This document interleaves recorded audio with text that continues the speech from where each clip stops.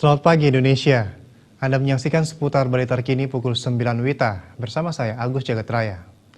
Mengutamakan produk lokal untuk Hari Raya diyakini tidak mengurangi makna Hari Raya tersebut. Selain beriatnya kepada pencipta, dengan menggunakan buah lokal, umat telah beriatnya kepada petani dan alam.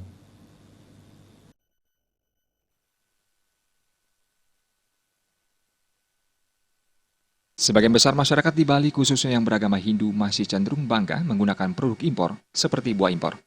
Selain mampu menaikkan gengsi, penggunaan buah impor juga dinilai terlihat lebih cantik saat ditata untuk dijadikan upakara.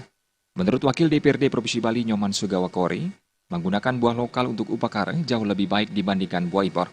Dengan menggunakan buah lokal, selain beriatnya kepada pencipta, umat bisa beriatnya kepada petani dan tanaman yang tumbuh subur di Bali.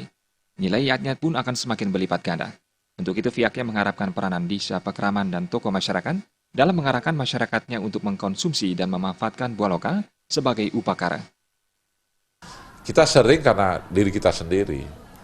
Oleh karena itu kami mohon kepada tokoh-tokoh di desa pekraman lebih mengarahkan kepada masyarakatnya untuk lebih mengkonsumsi buah lokal.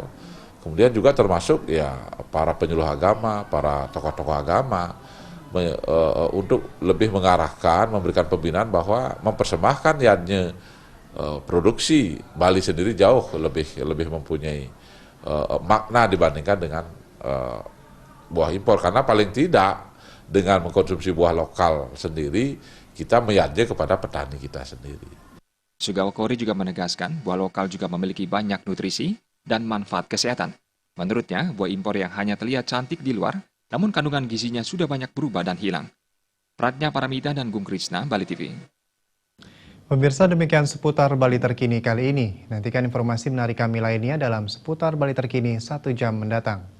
Salam Indonesia.